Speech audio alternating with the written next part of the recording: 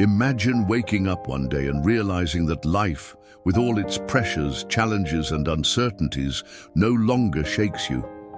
That instead of being pushed around by the waves of circumstance, you've learned to walk above the waters of your own consciousness, firm, serene, and at peace. Sounds unreachable, it's not, because there is a path. And that path begins with habits, small daily actions that, when done with intention, can completely rewire the way you live, feel, and respond to the world. Today you'll discover 7 simple, yet profoundly transformative habits based on the wisdom of 3 timeless sources: the teachings of Jesus, Stoic philosophy, and the sober hedonism of Epicurus. 3 schools of thought that, although different on the surface, converge at one crucial point: the pursuit of a full, conscious life, free from unnecessary suffering. These habits will guide you on a path of true growth, not the kind measured by applause or external achievements, but the kind that happens within, bearing visible fruit in every area of life, in work, in relationships, in health, and in spirituality. They help you find a peace that doesn't depend on circumstances, a strength that doesn't need aggression, a joy that doesn't rely on excess. The first habit is to silence yourself in order to hear. In a noisy world, those who learn to be quiet discover what truly matters.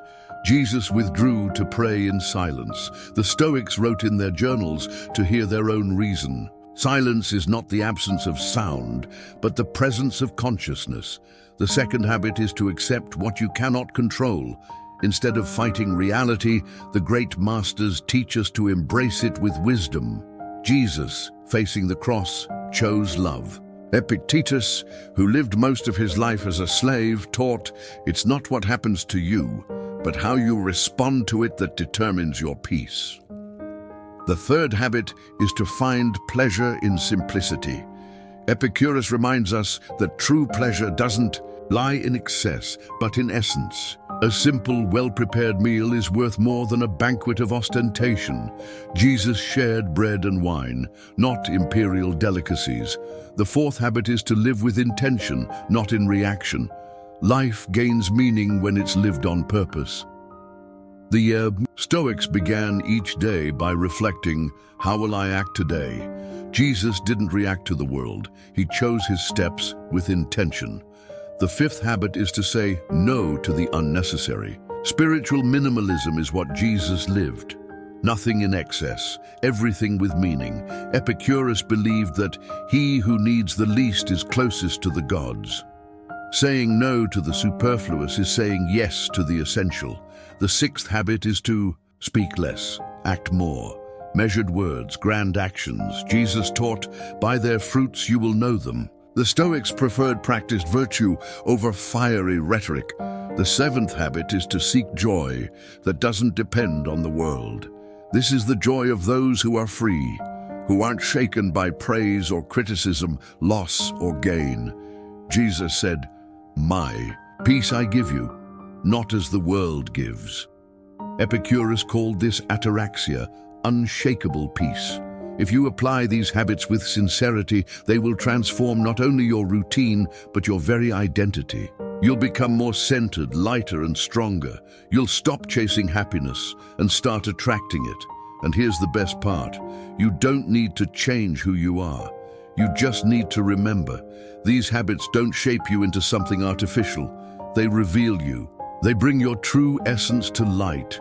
In the next few minutes, we'll explore each of these habits in depth, with practical examples, philosophical reflections, and scientific evidence. And by the end, you won't just understand the power of these practices, you'll want to put them into action, because real transformation begins with a single step. And this could be yours. Stay with me until the end. Something inside you has already begun to change. Habit 1. Be silent to listen in a world that rewards speed, productivity, and noise. Cultivating silence is almost an act of rebellion, but it's also the first step toward a more lucid, centered, and powerful life. The first habit that can transform your existence is precisely this: Be silent to listen. Listen to yourself. Listen to life. Listen to what is not said in words. Silence is not merely the absence of sound. It is the presence of the essential. When you become silent, you begin to perceive the depth of your own thoughts, emotions, and impulses. You begin to hear what was muffled within. Silence creates space for discernment, for spiritual connection, and for the kind of wisdom that lies beyond logic. Jesus, in the Gospels, demonstrated this clearly. Before the most decisive moments of his life, he would retreat to the desert, to the mountain, to solitude, not to escape the world, but to reconnect with something greater, to hear the will of the Father, to regain inner peace. In silence, Jesus found direction. The Stoics also understood this value. Seneca said that a noisy mind is incapable of finding virtue.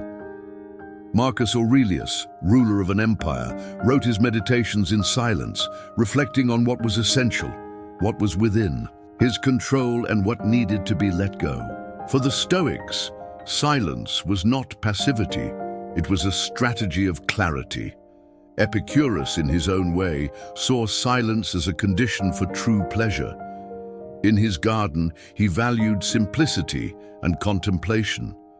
To enjoy a piece of bread or a slow conversation required a present, unhurried mind.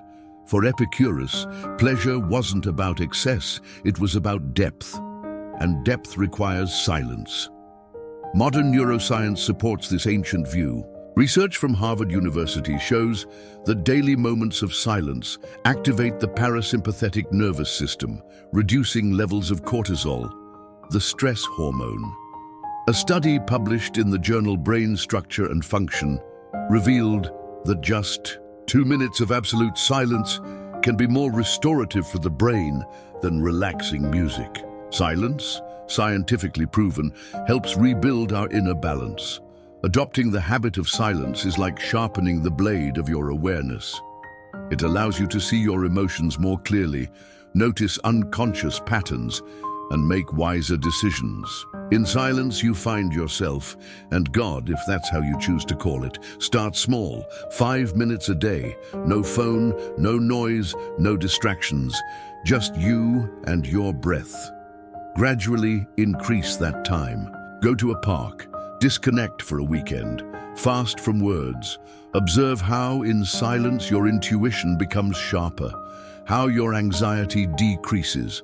How the answers you were seeking outside begin to rise from within. If you want to go deeper, try practices like Christian meditation, contemplative prayer, or mindfulness. It's not about adopting a religion, but rediscovering an ancient technology of inner connection. When we are silent, we learn to listen without reacting, without judging, without intervening. And it's in that kind of listening that true wisdom is born. Silence teaches us to be less impulsive, less reactive, and more intentional. It makes us more compassionate, more centered, more conscious. In a world where everyone is shouting to be heard, the one who chooses silence gains power. Power over themselves, power to choose their response instead of repeating patterns, power to perceive the invisible. To be silent is not to flee. It is to allow truth to emerge, even when it hurts. It is to create space for healing, for growth, for the real pleasure of being whole. This is the first habit, and perhaps the most essential of all, because before you can change the world out there, you need to learn how to dwell in your own presence. In the next sections, we will explore the second habit, accept what you cannot control, and discover how doing so can liberate you from much of the suffering you carry without realizing it. But first, breathe and listen to the silence. Habit 2. Accept what you cannot control. The second transformative habit is simple in theory, but profound in practice. Accept what you cannot control. This is where many lives get stuck. Most of our anxieties come from the desire to control the uncontrollable, the behavior of others, external events, time, public opinion, the past, the future. Jesus, faced with extreme situations, demonstrated this habit with remarkable strength. When betrayed, falsely accused and condemned, he didn't resist with violence or despair. He accepted what he couldn't change but acted firmly where he could, staying true to his purpose, connected to his essence. Father, forgive them, for they do not know what they are doing, may be the most powerful phrase on acceptance, not as passive resignation, but as transcendence. Marcus Aurelius, emperor and Stoic philosopher, wrote, "You have power over your mind, not outside events. Realize this, and you will find strength." This Stoic thought is revolutionary. Instead of wasting energy trying to manipulate the world, the Stoic turns inward and cultivates what is within reach: attitude, intention, judgment, action. 4. Epicurus, wisdom meant avoiding unnecessary suffering. That's why accepting reality, instead of resisting it, was essential to lasting pleasure. He didn't seek control over fate, but serenity in the face of the inevitable. This liberating acceptance teaches us to live more lightly.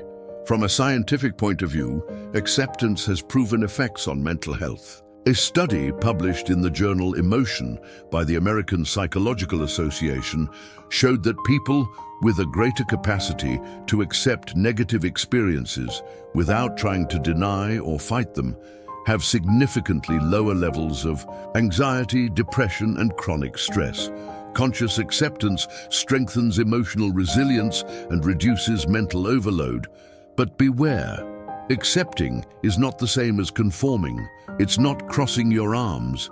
It's about stopping the waste of energy fighting reality and directing your strength toward what can actually be transformed. It's recognizing your limits and acting wisely within them. It's saying, "This is out of my control, but this is in my hands, and it's where I'll focus." Practicing this habit daily completely changes your relationship with life. Instead of getting frustrated in traffic, you use the time to listen to a good podcast. Instead of getting upset with someone who doesn't change, you reinforce your own limits and values. Instead of suffering over a past mistake, you learn from it and move on. Try making a simple list. What is under your control today? Your choices, your focus, your time, your care for your body, your attitude. And now, what is out of your control? The weather, the economy, other people's decisions, others' judgments. The clearer this distinction becomes, the freer you will be. This habit teaches you to let go, not out of weakness, but out of wisdom, to release what no longer serves, to trust the flow of life, to understand that sometimes real strength lies in not fighting everything, but in remaining calm, centered, and flexible like bamboo in a storm. Accepting what you cannot control is not giving up on transformation. It's stopping the fight against the current so you can find your own rhythm within it. This is the foundation of inner freedom. And the invitation of this habit is clear. Stop wasting energy trying to change what's outside. Use that energy to transform what's within.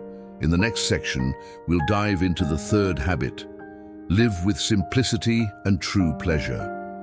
A powerful principle inspired by the philosophy of Epicurus, which can completely redefine your relationship with pleasure and consumption. Habit 3. Find pleasure in simplicity. We live in an era where pleasure has been hijacked by excess. We've been taught that more is always better. More stuff, more food, more stimuli, more achievements. But the third habit that can transform your life points in the opposite direction. Live with simplicity and true pleasure. And this shift is not just an aesthetic choice. It's a reclaiming of health, joy, and inner peace. Epicurus, the often misunderstood philosopher, didn't preach reckless hedonism. On the contrary, he taught that true pleasure lies in the absence of pain, in the satisfaction of natural and necessary desires, and in the wisdom to avoid empty, artificial, and disturbing cravings. For him, the pleasure of a simple piece of bread was superior to the opulent banquet that brings guilt, anxiety, and dissatisfaction. Living with simplicity, according to Epicurus, is discovering that you need much less than you think to be happy. And more, that when you stop chasing endless consumption, you begin to find pleasure in small, authentic things. A deep conversation, a meal prepared with love, the taste of a hot cup of coffee on a quiet morning. Jesus also lived by this principle. Though he had access to everything, he chose the minimum. Born in a manger, he walked among the poor, preached detachment and contentment. When sending his disciples on mission, he instructed, "Do not take a purse, a bag, or sandals, not out of empty asceticism, but to teach that true wealth is not in what you have, but in who you are." His life was a powerful testimony that fullness is possible even with little. The Stoics, in turn, saw simplicity as the path to freedom. The fewer external things you need to feel good, the more invulnerable you become. Epictetus said, "It's not the man who has little, but the man who desires much, who is poor." Modern science also confirms this. Studies on happiness and well-being show that after a certain point, increases in income and consumption no longer bring proportional increases in satisfaction.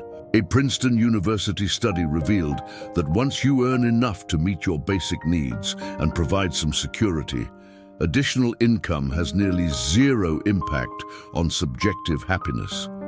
On the other hand, simple experiences, spending time with friends, walking in nature, savoring a peaceful meal, have lasting effects on well-being. Adopting this habit is a silent revolution against compulsive consumption.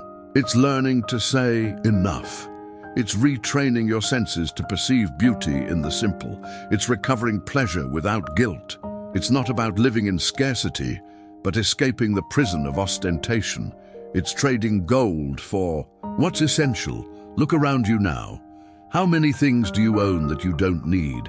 How many excesses are draining your energy, your time, and your peace? And how many things truly nourish you, simply and deeply?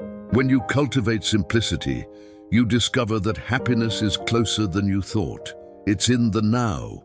It's in living with less, feeling more, and appreciating better. This habit is an invitation to rediscover real pleasure, the kind that doesn't charge interest, that doesn't depend on others' opinions, that doesn't demand performance. A pleasure that arises from presence, gratitude, and contentment. And so, living with simplicity and true pleasure becomes a form of resistance against chaos, haste, and the emptiness disguised as luxury. And also a form of rebirth into a lighter, richer, and far more meaningful life. Habit 4. Live with intention, not by reaction. How many times have you found yourself saying or doing something on impulse, only to regret it moments later? How many decisions have you made out of pressure, fear, or convenience, rather than genuine choice? Living by reaction means being at the mercy of the world. Living with intention, on the other hand, means reclaiming the steering wheel of your existence. This fourth habit is a profound shift. It invites you to step out of autopilot, to stop merely responding to what happens, and start creating the life you want to live. Living with intention means aligning your actions with your values. It means making conscious choices. It's about transforming every gesture, every word, every decision into an act of presence and purpose. Jesus lived this way. Every step he took was intentional. He wasn't guided by external expectations or pressured by the moment. When confronted, he responded with wisdom. When provoked, he remained silent. When he acted, he did so with clarity and compassion. His life was not a chain of reactions. It was a path guided by mission and higher intention. The Stoics emphasized the importance of living according to reason and virtue, not by fleeting passions. For them, impulsive reactions were signs of weakness. Living with intention meant cultivating ataraxia, the tranquility of the soul that comes from self-mastery. Epictetus said, "It's not the events themselves that disturb us, but our judgment about them. That judgment is precisely where intention is born." Epicurus, in his pursuit of wise pleasure, echoed this view. He taught the importance of avoiding impulsive actions that brought instant pleasure but long-term pain. Choosing simple pleasures, thinking about consequences, nurturing authentic relationships, all require intention. For Epicurus, intentional living was the path to pleasure that doesn't harm, doesn't deplete, and doesn't depend on external chaos. Modern science supports this principle. Studies on emotional regulation and neuroplasticity show that the human brain, when trained, can reduce automatic and impulsive responses. The practice of mindfulness, for example, strengthens the brain areas linked to decision-making and self-control. Research from the University of California indicates that people who cultivate conscious intention in their routines experience higher levels of well-being, mental clarity, and life satisfaction. In practice, living with intention starts with pauses, a breath before responding, a moment of reflection before acting, a simple question: is this aligned with who I want to be? It may seem small, but that space between stimulus and response is where freedom lives, and that's where transformation begins. Start your day with intention.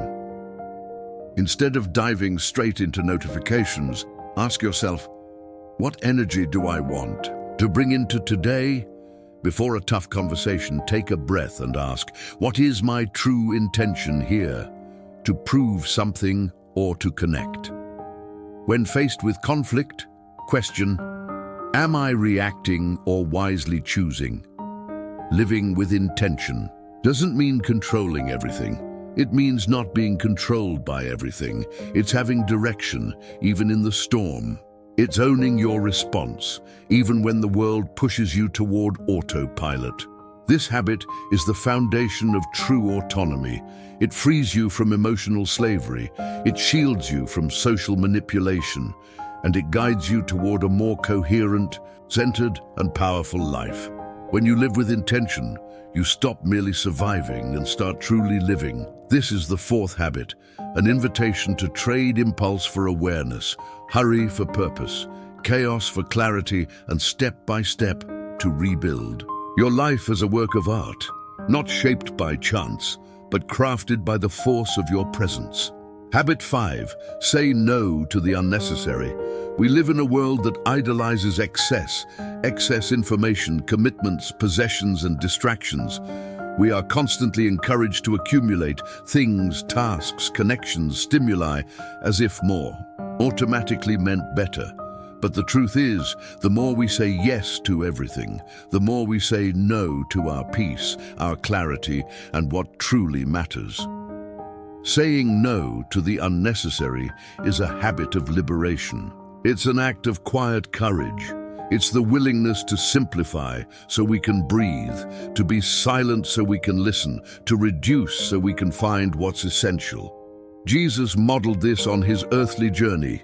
He didn't engage in trivial arguments, didn't aim to please everyone, and wasn't seduced by worldly distractions. He said no with firmness, no to hypocrisy, no to showiness, no to anything that distracted from his mission. The Stoics also taught this path.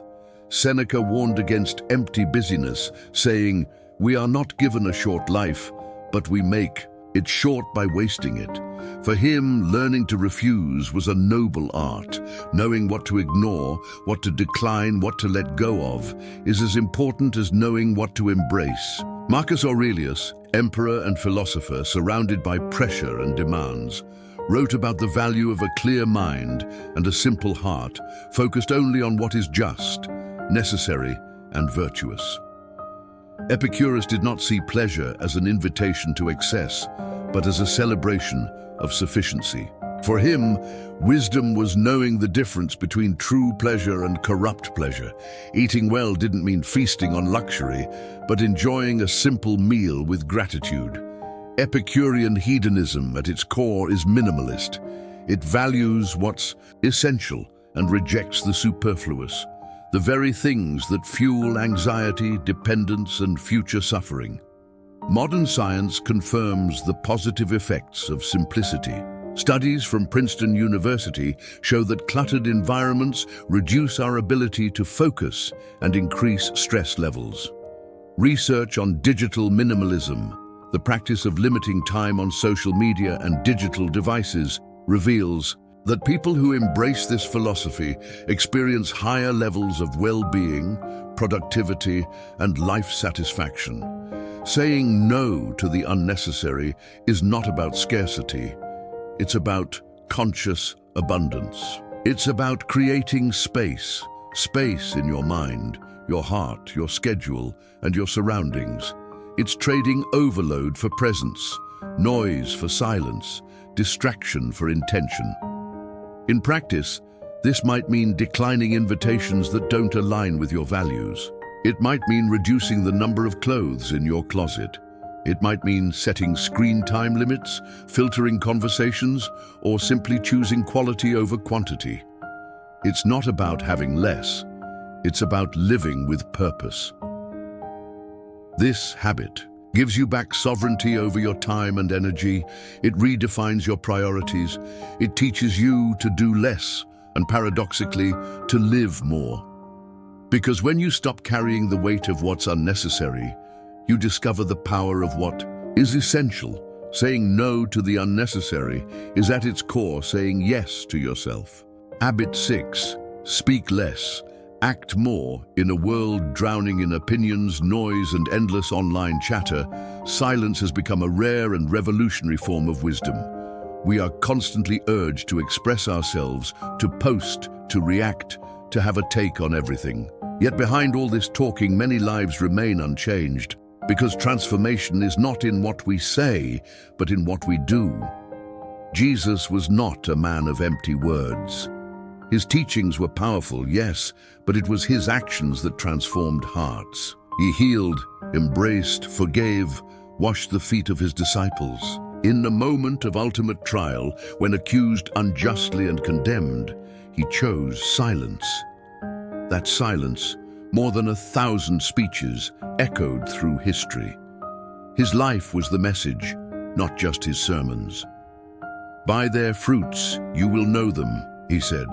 Not by their declarations, but by the impact of their lives. The Stoics also emphasized action over speech. Epictetus reminded his students, "Don't explain your philosophy, embody it."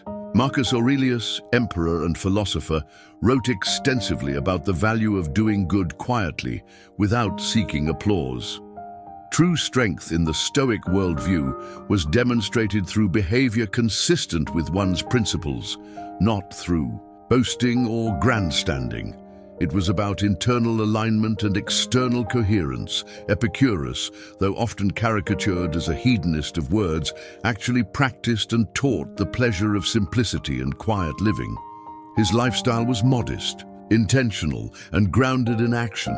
He didn't preach luxury or indulgence. He lived peace, friendship, and clarity. His joy came from a life quietly well lived, not loudly proclaimed. Science echoes this ancient wisdom.